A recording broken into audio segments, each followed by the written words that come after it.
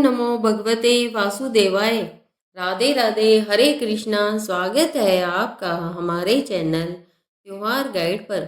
भक्तों, मार्गशीर्ष मास माहात्म्य की इस दिव्य कथा श्रृंखला में हम कल प्रथम अध्याय 1 का श्रवण कर चुके हैं। पिछले अध्याय में हमने नैमिषारण्य की उस पावन तपोभूमि का दर्शन किया जहाँ श्री सूत जी महाराज ने शौनक आदि 88,000 ऋषियों के महाप्रश्न के उत्तर देना आरंभ किया था। जब उन ऋषियों ने कलयुग के घोर अंधकार में प्राणियों के उद्धार का सबसे सरल और शीघ्र मार्ग पूछा, तब श्री सूत जी ने उस परम गुप्त महीने का रहस्य उद्घाटन किया जिसे स्वयं भगवान श्री कृष्ण ने गीता में अपना ही स्वरूप कहा है, और वह है मार्गशीर्ष मास। आज भक्तों, हम इस कथा यात्रा को एक कदम और आगे बढ़ाते हुए श्री मार्गशीर्ष माहात्म्य के दूसरे अध्याय 2 में प्रवेश कर रहे हैं। यह अध्याय उस दिव्य प्रसंग पर आधारित है जिसमें श्री सूत जी उन ऋषियों को सृष्टि के आरंभ में हुए उस परम गुप्त संवाद को सुनाते हैं जो स्वयं परम पिता ब्रह्मा जी और उनके ज्ञानी मानस पुत्र देव ऋषि नारद के बीच हुआ था। आज का यह अध्याय हमें बताएगा कि इस परम प्रिय कृष्ण मास में वह कौन सा एक छोटा सा काम है जो हमें हजारों अश्वमेघ यज्ञों से भी बढ़कर फल देता है। वह कौन सी एक दिव्य वस्तु है जिसकी पूजा के बिना इस महीने की समस्त भक्ति अधूरी और निष्फल मानी जाती है, और कैसे इस एक महीने की साधना यमराज के भय से भी सदा सदा के लिए मुक्त कर देती है। तो चलिए अपने मन को, अपनी आत्मा को पूर्ण रूप से एकाग्र कर कर भगवान श्री कृष्ण के उन चरण कमलों का ध्यान करते हुए जिनके लिए गोपियों ने भी तप किया था, इस परम दिव्य कथा का, इसके एक एक शब्द का रसपान करते हैं। श्री मार्गशीर्ष मास माहात्म्य द्वितीय अध्याय। नैमिषारण्य की उस शांत और पवित्र सभा में श्री सूत जी महाराज उन 88,000 ऋषियों की ज्ञान पिपासा को देखकर अत्यंत आनंदित हुए। उनकी वाणी अमृत वर्षा के समान उस वातावरण को और भी पवित्र कर रही थी। वे बोले, हे मुनि श्रेष्ठो, हे सोनक जी, आप सभी धन्य हैं। आपका हृदय कितना करुण है जो आप अपने लिए नहीं अपितु कलयुग के उन भूले भटके पतित जीवों के उद्धार के लिए इतने चिंतित हैं। आपने जो यह प्रश्न पूछा है कि सबसे सरल मार्ग क्या है, तो सुनो। यही सम्मान प्रश्न एक समय तीनों लोकों में नारायण नारायण की वीणा ध्वनि से भक्ति का संचार करने वाले मेरे गुरु तुल्य देव ऋषि नारद जी ने अपने परम पिता और सृष्टि के रचयिता परम पिता ब्रह्मा जी से पूछा था। कलयुग के जीवों के कल्याण के लिए ब्रह्मा जी ने देव ऋषि नारद को जो परम गुप्त और अमूल्य ज्ञान दिया था, वही मार्गशीर्ष माहात्म्य मैं आज आपके समक्ष अक्षरशः प्रकट करता हूँ।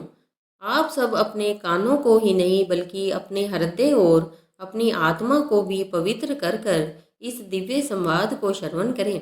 श्री सूत जी ने कथा आरंभ की। हे सोनक जी, एक समय की बात है, देव ऋषि नारद जी जो त्रिलोक संचारी है, वे अपनी वीणा पर हरि गुणगान करते हुए मृत्युलोक अर्थात पृथ्वी पर विचरण कर रहे थे। परंतु वहाँ जो दृश्य उन्होंने देखा उससे उनका कोमल भक्त हृदय कांप उठा। उन्होंने अपनी दिव्य दृष्टि से आने वाले कलयुग का भयंकर स्वरूप देखा। उन्होंने देखा कि मनुष्य धर्म भ्रष्ट हो चुके हैं। वे अल्पायु, कम उम्र वाले, रोगों से ग्रस्त, बीमार और बुद्धि से दुर्बल हो चुके हैं। वे थोड़े से धन के लिए, थोड़े से क्षणिक सुख के लिए बड़े बड़े पाप कर रहे हैं। उनके पास ना तो सतयुग जैसी तपस्या करने का सामर्थ्य है, ना त्रेता युग जैसे विशाल यज्ञ करने का धन है, और ना ही द्वापर युग जैसी विस्तृत पूजा अर्चना करने का ज्ञान या धैर्य है। यह देख कर कि यह पतित जीव इस घोर पाप पंख में फंस कर कैसे अपना उद्धार करेंगे, नारद जी का हृदय करुणा से भर उठा। वे तुरंत अपनी वीणा झंकृत करते हुए उस लोक को पार कर सत्यलोक पहुँचे जहाँ उनके पिता चतुर्मुख ब्रह्मा जी वेदों का पाठ करते हुए अपनी सभा में विराजमान थे। नारद जी ने पिता ब्रह्मा को साष्टांग प्रणाम किया और हाथ जोड़कर रुंधे हुए कंठ से बोले, हे पिताश्री, हे सृष्टिकर्ता, मैं अभी मृत्यु लोक से आ रहा हूँ। वहाँ कलयुग के जीवों की जो दुर्दशा मैंने देखी है और जो होने वाली है, उससे मेरा हृदय व्याकुल है। हे प्रभु, कृपया कर कर मुझे यह बताइए, जब सारे पुण्य कर्म लुप्त हो जाएंगे तब उन अज्ञानी और असहाय जीवों का उद्धार कैसे होगा।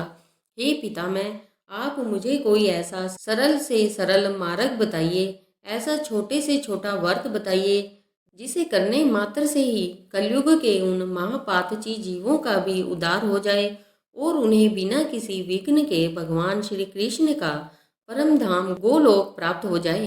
हे ऋषियों, अपने पुत्र नारद के मुख से जगत कल्याण का ऐसा अद्भुत करुण और गुण प्रश्न सुनकर परमपिता ब्रह्मा को अत्यंत प्रसन्नता हुई। वे मंद मंद मुस्कुराए। वे बोले, हे पुत्र नारद, तुम धन्य हो। तुम्हारा यह प्रश्न ही कलयुग के जीवों की मुक्ति का द्वार खोलेगा। तुम जो सरलतम मार्ग पूछ रहे हो वह तो स्वयं भगवान श्री कृष्ण ने ही हमें प्रदान किया है। मैं तुम्हें वह परम गुप्त ज्ञान देता हूँ जो भगवान श्री हरि को अपनी सांसों से भी अधिक प्रिय है। हे पुत्र, ध्यान से सुनो। समस्त 12 महीनों में मार्गशीर्ष मास भगवान श्री कृष्ण का ही साक्षात जागृत स्वरूप है। इस महीने में की गई भक्ति किसी देवी देवता को नहीं बल्कि भगवान की आत्मा को तृप्त करती है। यह महीना इतना शक्तिशाली इसलिए है क्योंकि इसी महीने में द्वापर युग में गोकुल की भोली भाली गोपियों ने मेरी ही आज्ञा और मेरे ही द्वारा बताए गए मंत्र के अनुसार माँ कात्यायनी का व्रत किया था और उस व्रत के फलस्वरूप उन्होंने साक्षात परम ब्रह्मा भगवान श्री कृष्ण को पति रूप में प्राप्त कर लिया था। हे नारद, इस महीने का महत्व तो अपार है। इसका वर्णन मैं सहस्त्रों वर्षों तक भी नहीं कर सकता, परंतु मैं तुम्हें वे 2-3 मुख्य और अत्यंत सरल कार्य बताता हूँ जिन्हें यदि कोई कलयुग का प्राणी इस एक महीने भी कर ले तो उसे संपूर्ण यज्ञों, तपों और दानों का फल एक ही स्थान पर प्राप्त हो जाता है। ब्रह्मा जी ने अपना पहला और सबसे महत्वपूर्ण उपदेश देते हुए कहा, हे पुत्र नारद, मार्गशीर्ष मास में जो सबसे पहला, सबसे अनिवार्य और सबसे शक्तिशाली नियम है वह है प्रातः स्नान। यह कोई साधारण नियम नहीं है, यह एक महातपस्या है जो कोई भी मनुष्य, चाहे वह स्त्री हो, पुरुष हो, बालक हो या वृद्ध हो, इस पूरे महीने सूर्य की पहली किरण निकलने से भी पहले ब्रह्म मुहूर्त की अमृत बेला में उठकर शीतल जल से स्नान करता है। हे नारद, उसके शरीर से जल की बूंदें गिरने से पहले ही उसके जन्म जन्मांतर के संचित किए हुए महापाप उसी क्षण भस्म हो जाते हैं। ब्रह्मा जी ने आगे कहा, हे नारद, इस महीने में जो ब्रह्म मुहूर्त में जल होता है उसमें साक्षात भगवान नारायण स्वयं वास करते हैं।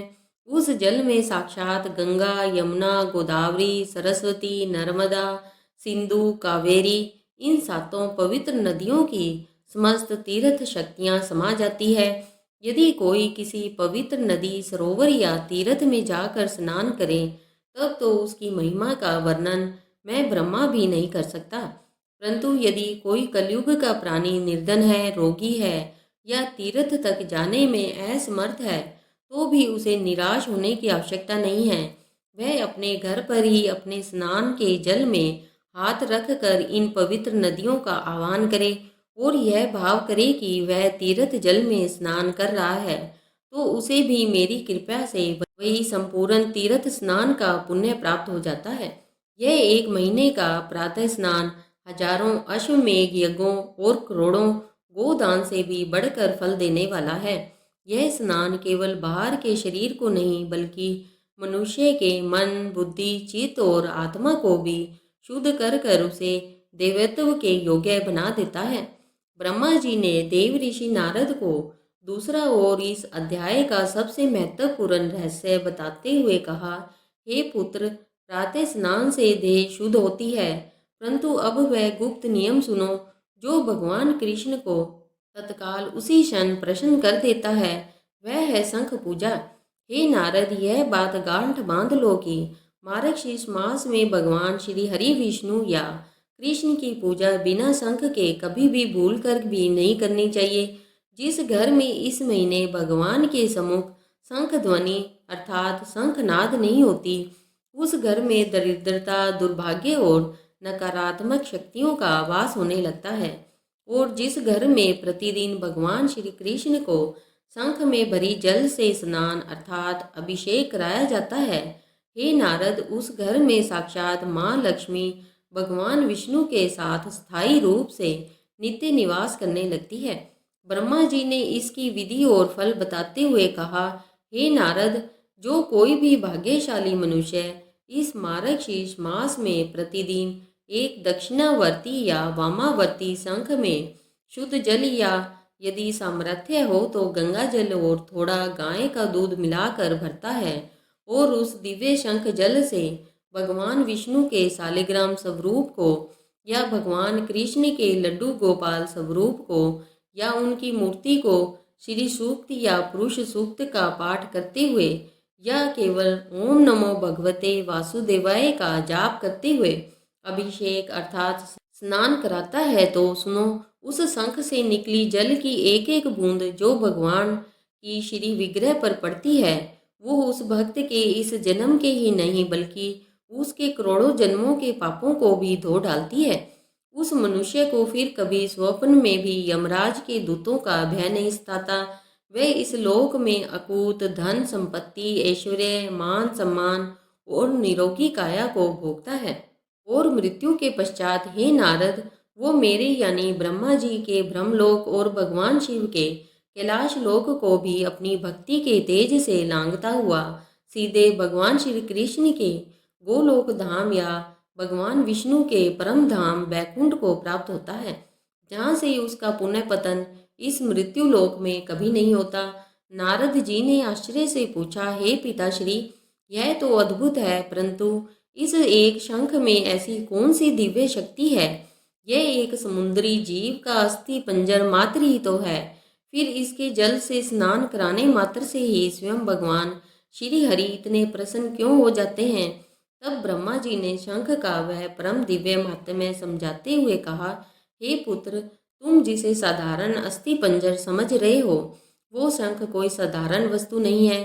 सबसे पहले यह शंख उस समुद्र मंथन से निकले 14 दिव्य रत्नों में से एक रत्न है। जब समुद्र मंथन से माँ लक्ष्मी प्रकट हुई, ठीक उसी समय उसी समुद्र से शंख भी प्रकट हुआ। एक ही माता यानी समुद्र से उत्पन्न होने के कारण शंख को लक्ष्मी सहोदर अर्थात माँ लक्ष्मी का सगा भाई कहा जाता है। और हे नारद, यह जगत का नियम है कि जहाँ भाई का आदर सत्कार होता है, वहाँ बहन यानी माँ लक्ष्मी स्वयं दौड़ी चली आती है। इसलिए शंख पूजा करने वाले के घर में लक्ष्मी का वास अनिवार्य हो जाता है। दूसरे, यह शंख स्वयं भगवान विष्णु के हाथों में उनके परम प्रिय आयुध के रूप में 5 जन्य नाम से सुशोभित है। वे इसे अपने हृदय के पास सदैव धारण करते हैं। यह उनकी पहचान, उनका आभूषण है। और तीसरा सबसे बड़ा कारण, शंख के भीतर समस्त तीर्थों का वास है। शंख के मूल में स्वयं मैं ब्रह्मा निवास करता हूँ। इसके मध्य में जल देवता वरुण देव का वास है और इसके अग्रभाग में माँ गंगा और माँ सरस्वती का वास है। हे नारद, जिस शंख में ब्रह्मा, वरुण, गंगा और सरस्वती का वास हो और जो स्वयं विष्णु का प्रिय और लक्ष्मी का भाई हो, उस शंख में भरा जल क्या साधारण जल रह जाता है? नहीं, वह जल महा तीर्थ जल बन जाता है। और अंत में शंख ध्वनि से जो ओम की पवित्र ध्वनि निकलती है, वह उस स्थान की समस्त नकारात्मक शक्तियों, भूत प्रेत, पिशाच और बुरी हवाओं को तत्काल नष्ट कर कर वातावरण को शुद्ध और दिव्यत्वपूर्ण बना देती है। इसलिए हे नारद, मार्गशीर्ष मास में अन्य किसी भी पूजा, किसी भी यज्ञ या किसी भी दान से बढ़कर केवल शंख पूजा और शंख जल से किया गया अभिषेक ही भगवान को करोड़ों गुना अधिक प्रिय है। इस महीने में शंख का दान करने वाला महापुण्य को प्राप्त होता है। इस प्रकार श्री सूत जी महाराज ने नैमिषारण्य में बैठे शौनक आदि ऋषियों को बताया कि कैसे परमपिता ब्रह्मा जी ने देव ऋषि नारद जी को मार्गशीर्ष मास के दो प्रमुख स्तंभों प्रातः स्नान जो देह शुद्धि है और शंख पूजा जो आत्म शुद्धि और लक्ष्मी प्राप्ति है की अमोघ माहात्म्य का यह परम दिव्य उपदेश दिया। भक्तों, यह था मार्गशीर्ष माहात्म्य का दूसरा अध्याय, जिसने हमें यह अमूल्य ज्ञान दिया कि यदि हम इस कृष्ण प्रिय मास में और कुछ ना भी कर सकें तो कम से कम प्रातःकाल स्नान और अपने घर में रखे शंख से भगवान का नित्य अभिषेक कर कर ही हम भगवान कृष्ण की असीम कृपा प्राप्त कर सकते हैं। उम्मीद है कि आपको मार्गशीर्ष माहात्म्य के दूसरे अध्याय की यह दिव्य विस्तृत और भावपूर्ण कथा पसंद आई होगी। यदि यह कथा आपके हृदय को छू गई हो और आप इस पूरी कथा श्रृंखला को, जो स्वयं भगवान कृष्ण का स्वरूप है, उसे सुनने के लिए उत्साहित है, तो कृपया इस वीडियो को एक लाइक कर कर हमारा मनोबल बढ़ाएं। इस पुण्य कथा को अपने तक ही सीमित ना रखें, इसे अपने परिवारजनों और मित्रों के साथ शेयर अवश्य करें, ताकि वे भी इस कृष्ण प्रिय मास में शंख पूजा के इस गुप्त और अद्भुत माहात्म्य को जान सके और अपने जीवन से दरिद्रता को दूर कर सके।